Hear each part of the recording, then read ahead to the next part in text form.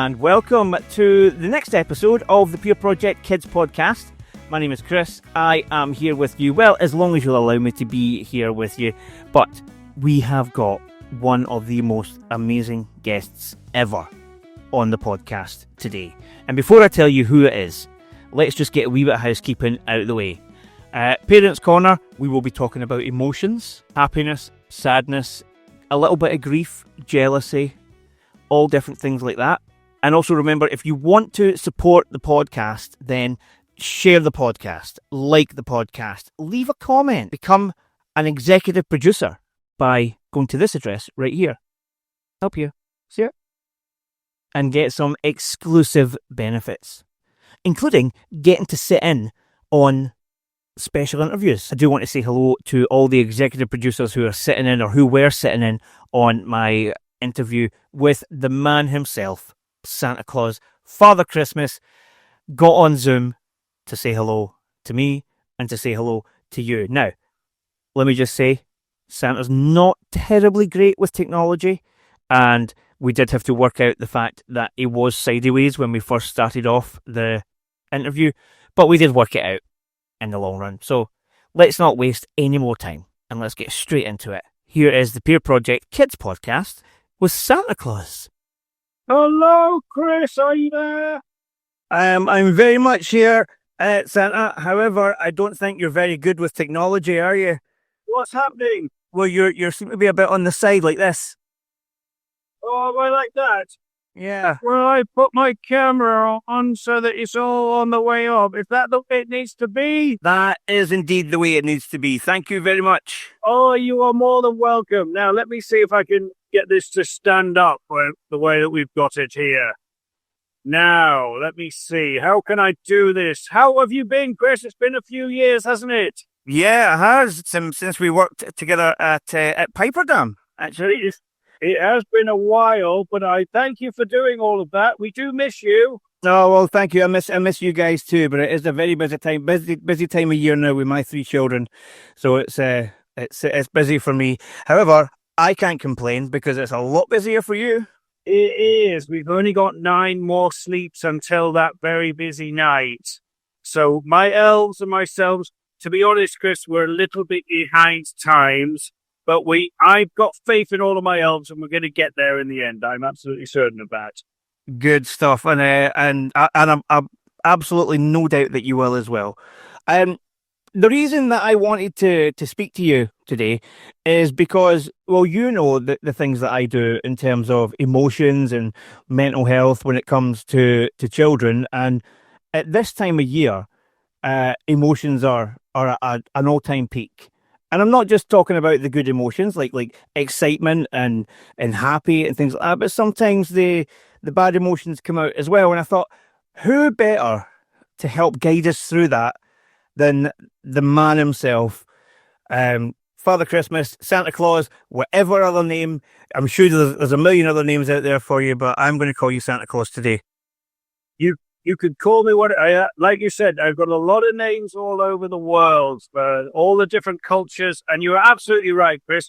This time of year, it should be one when we could have peace, happiness, love, and joy, but it's also a time when we might feel a little bit more anxious, we might feel a little bit nervous, worried, we might feel a little bit down, because we're going to be remembering things from the past, worrying about the future, all those type of things. So I completely understand, and I really appreciate you taking the time out to let me have a word with you about all of those things. So my first question then to you, Santa, is how do you feel at this time of year? How do you feel right now? How are you? Thank you for asking me that. Not many people do ask that, Chris, so I really appreciate you asking me that.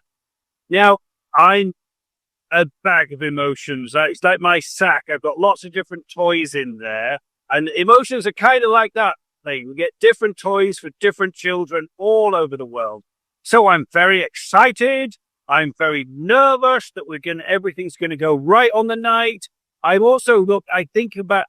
overthink things too much, Chris, which is why I sort of have my elves and everybody to do a lot of the work for me. So I try and share out all of the stuff so that if I'm getting a little bit too anxious or a little bit too nervous about one thing, I know I can go to my elves or to Mrs. Claus and I can share those problems and they help me out. So yeah, I'm all over the place. I'm excited. I'm joyous. Sometimes I think about the deadline and I think, oh, am I going to do it? And I get maybe a little bit down. So it's a bag of emotions.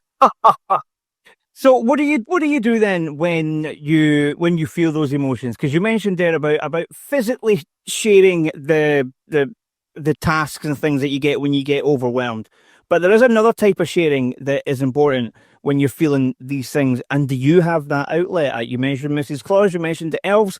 What else can you do when you're a big bag of emotions like that? How can you, lack of a better term, how can you empty that bag? Yeah, well, that is a very good. You know what I found over the years is being able to share those things, being able to talk to someone who's close to me. Like I said, Mrs. Claus. I've got all my different elves. I've got Twiglet, and Twiglet's one of my favorite ones because she always just sits there and listens and just takes it all in. But you know what I also love to do is my reindeers. They're a great source of comfort to me. I love to spend time with them, just making sure that they're okay. And they know they have that animal instinct where they can just sometimes just calm me down.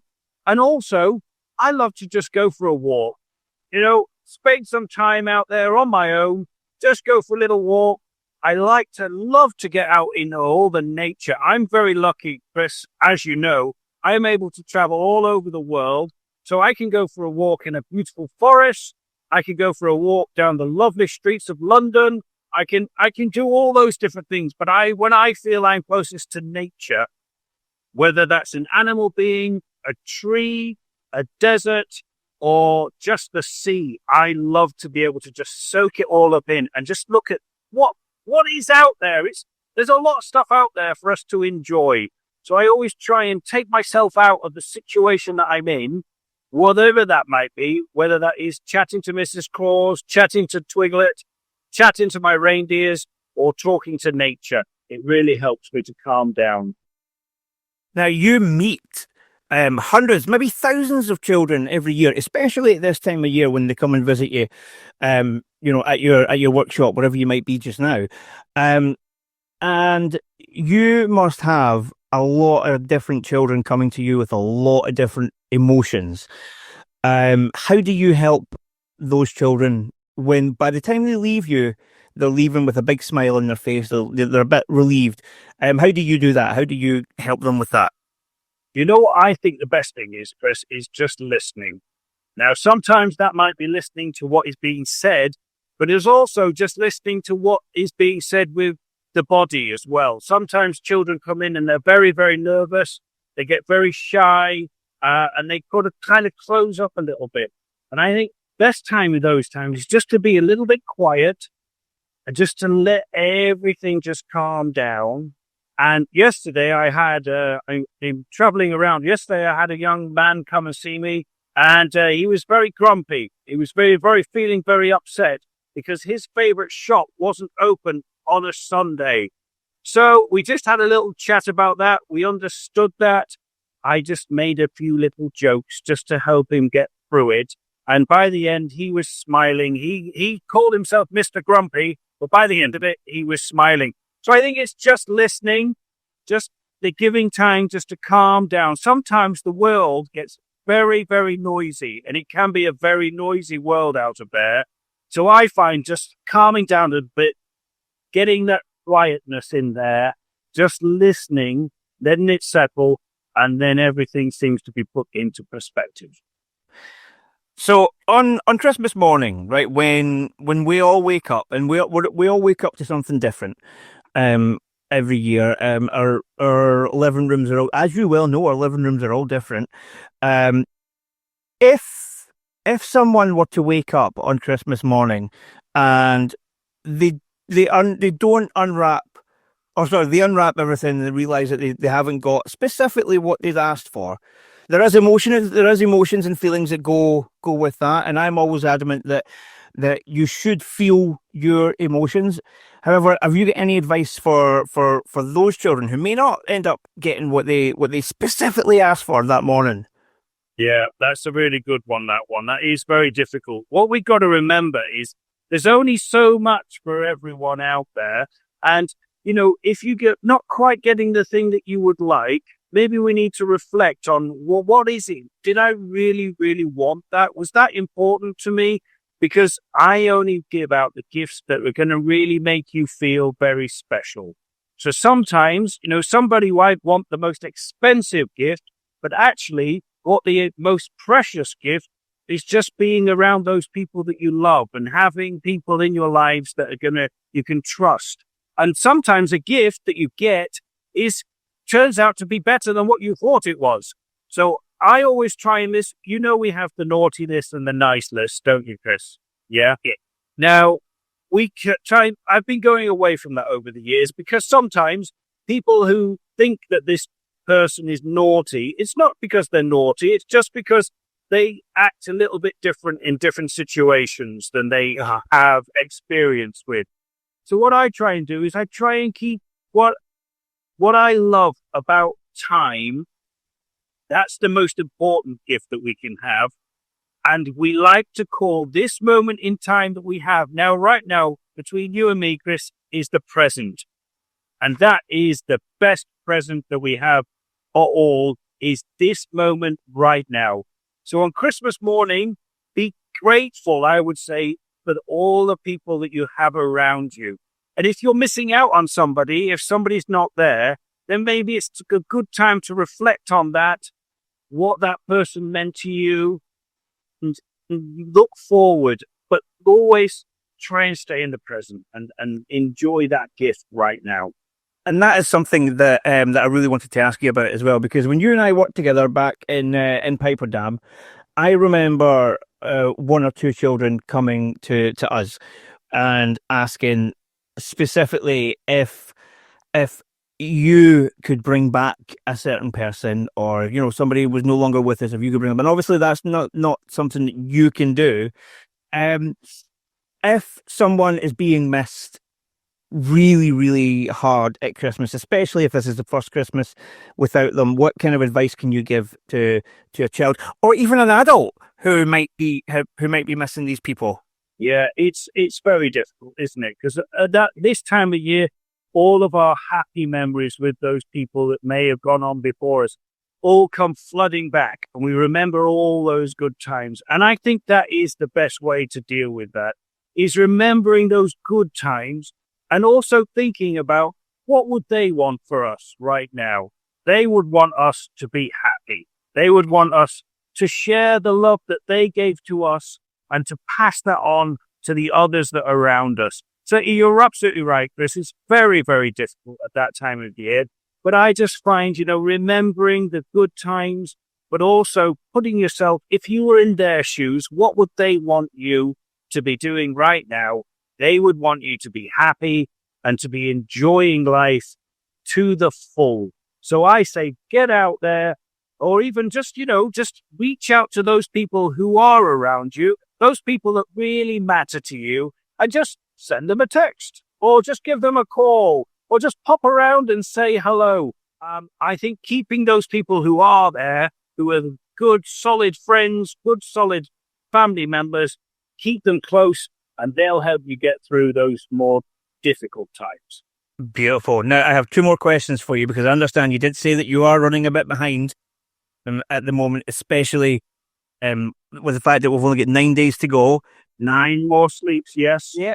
So, two more questions. The first one is: do you happen to have your naughty and nice list handy, and do you know which side I'm on? Which side you're on? Yeah. Chris, come on. Uh-oh. We have been keeping an eye on you all this year. Yeah. I have to say, Chris, you are one of the most honest people that we have out there. Now, I said we're kind of getting away from the naughty and the nice list. What I'm trying to push now is honesty. I've been asking a lot of children this year, have they been going to bed on time? And a lot of them have been answering, well, not all the time, because some nights I just get a little bit too nervous or too excited and I want to stay up with mommy and daddy. And if they're honest with me, then I give them extra points. And Chris, You are one of the most honest, decent people out there. And of course, you are very near the top of the nice list. Well, I very much appreciate that. And one more thing to anybody who is watching today, on Christmas Day, one last message from the big man himself. Anything at all, it's up to you. Father Christmas, it's all you. The stage is yours. Oh, thank you, Chris. Well, my main wish, like I said this year, is just that everybody has those people around them that they love. If it's not anybody around you, if you don't have anybody, then get people around you who you love. Share what we always talk about, world peace and all that type of stuff, isn't it? But I think we're not going to get that until we have peace in our own little homes.